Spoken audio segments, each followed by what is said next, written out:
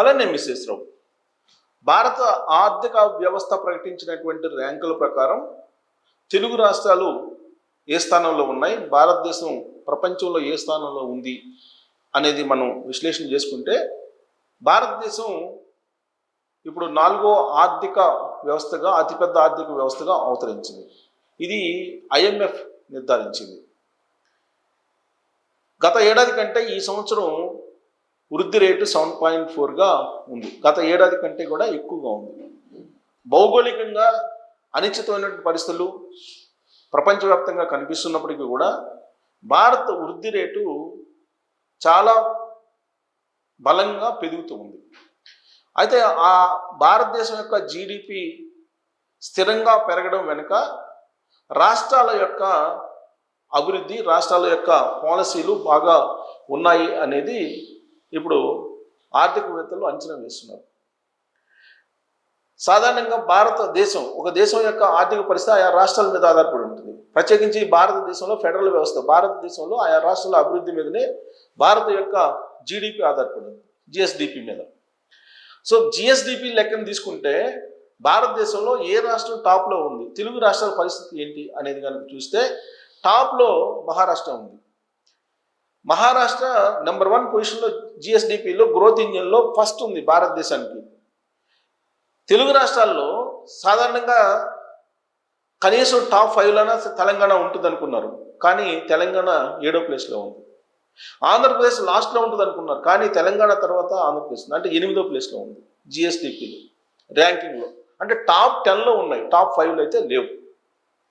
ఇప్పుడు భారతదేశం యొక్క GSDP అలాగే భారతదేశం యొక్క గ్రోత్ రేటు, ఆ తర్వాత రాష్ట్రాలది తీసుకుంటే కనుక ఫస్ట్ మహారాష్ట్ర ఉంది. ఆ తర్వాత ఉన్నటువంటి రాష్ట్రాలు ఏంటి, మన రాష్ట్రంలో ఎంత GSDP ఉందనేది మనం లెక్క తీస్తే కనుక ఇది కేంద్ర ఆర్థిక శాఖ విడుదల చేసిన దాని ప్రకారం ఇప్పుడు మనకి 4వ స్థానంలో 4వ అతిపెద్ద ఆర్థిక వ్యవస్థగా భారతదేశం ఉంది. 7.4 ఉంది వృద్ధి రేటు. వృద్ధి రేటు కన్నా కూడా GSDP అనేది ఇంపార్టెంట్ మనకి. వృద్ధి రేటు ఎవరైనా చూపిస్తారు, ఆ వృద్ధి రేటు దానికి అనుగుణంగా GSDP కూడా ఉంటుంది. గత ఏడాదితో పోల్చుకుంటే గత ఏడాది ఎంత ఉందంటే గ్రోత్ రేటు గత ఏడాది 6.5 ఉంది. ఈ సంవత్సరం అది 7.4% గ్రోత్ రేట్ ఉంది వృద్ధి రేటు. ఇక అంతర్జాతీయ ద్రవ్య నిధి సంస్థ అంటే IMF ఇదేం చేసిందంటే 2026 వృద్ధి అంచనాలను IMF ఏం చేసిందంటే భారత వృద్ధి రేటుని 0.7%, 7 పాయింట్లు పెంచి 7.3 ఉంటుంది వృద్ధి రేటు అని చెప్తుంది, పాయింట్లు పెంచి. సో అంటే దీని జపాన్ కంటే కూడా మించి ఉంటుందని, అంటే జపాన్ని దాటి వెళ్ళిపోయింది. 4వ ఆర్థిక వ్యవస్థగా జపాన్ని దాటి వెళ్ళిపోయింది. ఇక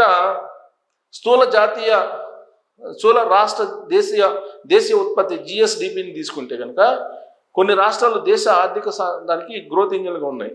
2025 ఆర్థిక సంవత్సరంలో మహారాష్ట్రలో అతిపెద్ద ఆర్థిక వ్యవస్థ మన భారతదేశానికి నిలిచింది.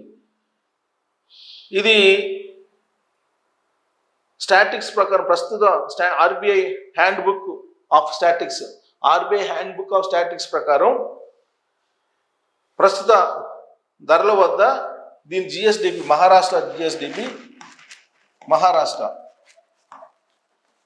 దీన్ని 45.32 లక్షల కోట్లు ఉంది GSDP.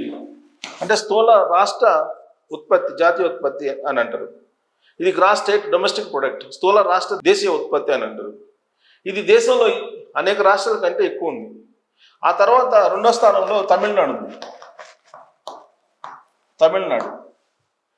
తమిళనాడు ఇది 31.19 లక్షల కోట్లు దీని రాష్ట్ర దేశీయ ఉత్పత్తి. ఇది ఏముందంటే మహారాష్ట్ర అంత బలంగా ఉండడానికి కారణం ఏంటంటే ముంబై నగరం ఉండటం, ముంబై నుంచే దానికి బాగా రెవెన్యూ వస్తుంది. తమిళనాడుకి ఏంటంటే పారిశ్రామిక అలాగే తయారీ రంగం ఇక్కడ స్ట్రాంగ్ ఉంది. అందుకే 31.19 లక్షల జిఎస్డిపిని నమోదైంది. ఇక మూడో స్థానంలో యూపీ ఉత్తరప్రదేశ్ వచ్చేసి 29.78 లక్షల కోట్లు ఉంది. ఇది ఉత్తరప్రదేశ్ది. యాక్చువల్గా పెద్ద స్టేటు, కానీ అది ఇంకా పెరగాల్సింది. మూడో ప్లేస్లో ఉంది యూపీ. ఇక మౌలిక వసతులు పెరగడం అలాగే పెట్టుబడులు సేవల రంగం విస్తరిస్తుంది ఉత్తరప్రదేశ్లో, అందుకని ఆ మాత్రం ఉంది. ఇక కర్ణాటక, నాలుగోది కర్ణాటక వచ్చేసి 28.84 లక్షల కోట్లు. దీనికి కేవలం సేవల రంగం బాగా విస్తరించిన కారణంగా అది సాధ్యమైంది. ఇక ఐదో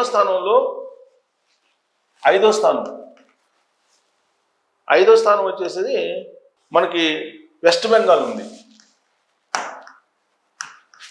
ఇదంతా వెస్ట్ బెంగాల్ ఏంటంటే 18.15 లక్షల కోట్లు. ఆరో స్థానంలో రాజస్థాన్. ఇదంతా 17.04 లక్షల కోట్లు ఉంది ఆరో స్థానంలో. సో ఇక్కడ మనం ఏడో స్థానం చూద్దాం. ఇక్కడ దాకా మనం first, second, third, fourth, fifth చూసాం. ఇక ఏడో స్థానం చూద్దాం. ఏడో స్థానంలో తెలంగాణ ఉంది. తెలంగాణది ఎంత ఉందంటే 16.41 లక్షల కోట్లు. ఇది జిఎస్డిపి తెలంగాణది. 8వ ప్లేస్లో ఏపీ ఉంది. ఏపీ జిఎస్డిపిలో తెలంగాణలో కేవలం ఆ జిఎస్డిపి రావడానికి కారణం ఏంటంటే టెక్నాలజీ సేవ, ఈ రెండుని బేస్ చేసుకొని. ఇక 8వ స్థానంలో ఏపీ ఉంది. ఇది 15.93 లక్షల కోట్లు జిఎస్డిపి. దీనికి కారణం మిగతా రాష్ట్రాల సేవలు, టెక్నాలజీ ఈ రెండే తెలంగాణకి. కానీ ఆంధ్రప్రదేశ్కి వచ్చి వ్యవసాయం ఉంది. మిగతా ఏ రాష్ట్రానికి లేని విధంగా జిఎస్డిపిలో ఈ స్థాయిలో ఉండటానికి ఆంధ్రప్రదేశ్ వ్యవసాయం, ఆక్వా, పోర్టులు ఈ మూడు కారణంగా జిఎస్డిపి అత్యధిక 5వ ప్లేస్లో నిలబడటానికి కారణమైంది. సో ఇలా ర్యాంకింగ్స్ ఇచ్చుకుంటూ వెళ్ళారు. 9వ స్థానంలో మధ్యప్రదేశ్, పెద్ద రాష్ట్రం ఇది, మధ్యప్రదేశ్ ఉంది. ఇది 15.03 లక్షల కోట్లు ఉంది. 9వ స్థానంలో ఉంది. ఇక 10వ స్థానంలో ఢిల్లీ ఉంది. ఢిల్లీ 10వ స్థానంలో ఉంది. 12.15 లక్షల కోట్లు.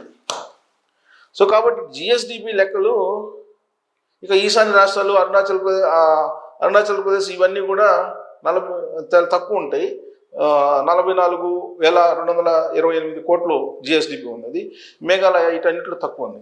సో రాష్ట్రాలకు వచ్చేటప్పటికి టాప్ 10లో మనం 6, 7, 8 ప్లేస్లో ఉన్నాం. తెలంగాణ అలాగే ఆంధ్రప్రదేశ్. ఇది జిఎస్డిపి. అయితే ఇక్కడ పరిగణించాల్సిన అంశం ఏంటంటే ఆంధ్రప్రదేశ్ మిగతా రాష్ట్రాల కంటే కూడా ఆంధ్రప్రదేశ్కి జిఎస్డిపిలో వ్యవసాయం, ఆక్వా అంటే వ్యవసాయ అనుబంధం, అది కూడా ఆక్వా, పోర్ట్లు ఈ మూడు కారణంగానే జిఎస్డిపి నిలబడుతుంది. కాబట్టి చంద్రబాబు నాయుడు గారు ఈ రిపోర్ట్ని చూస్తే వ్యవసాయ రంగానికి ప్రాధాన్యత ఇస్తే జిఎస్డిపి పెరిగే అవకాశం ఉంది. రాబోయేటువంటి రోజుల్లో దేశంలో జిఎస్డిపిని టాప్ 5లోకి తీసుకెళ్లాలంటే ఆంధ్రప్రదేశ్ని వ్యవసాయ రంగానికి ఆయన ప్రాధాన్యత ఇవ్వాలి. అందుకే బిల్ గేట్స్ని వ్యవసాయ రంగంలో ఏఐ టెక్నాలజీ చూపించడం ద్వారా వ్యవసాయాన్ని మరింత లాభసాటిగా చేయాలని చంద్రబాబు నాయుడు గారు ప్రయత్నం చేస్తున్నారు. సో కాబట్టి రాబోయేటువంటి రోజుల్లో ఆక్వా, వ్యవసాయం మీద దృష్టి పెడితే టాప్ 5లోకి ఆంధ్రప్రదేశ్ వెళ్ళేటువంటి అవకాశం ఉంది. తెలంగాణ కేవలం సేవల మీద ఆధారపడింది, టెక్నాలజీ సేవల మీదనే ఆధారపడింది ఇప్పుడున్న జిఎస్డిపికి. ఒకవేళ ఐటీ కనుక దెబ్బతింటే రాబోయేటువంటి రోజుల్లో తెలంగాణ జిఎస్డిపి ఇంకా తగ్గేటువంటి ప్రమాదం కూడా పొంచి ఉంది. కాకపోతే ఇప్పుడు ఈ జిఎస్డిపి ఉండడానికి కారణం ఏంటంటే చంద్రబాబు నాయుడు గారు విజన్ 2020 అప్పుడు తయారు చేసిందే ఇప్పుడు తెలంగాణకి జిఎస్డిపిలో 7వ ప్లేస్గా నిలపగలిగింది అనేది ఆర్థికవేత్తలు చెప్తున్నట్టు అనమాట. మరి దీని మీద మీరు కామెంట్ చేయొచ్చు. Thank you.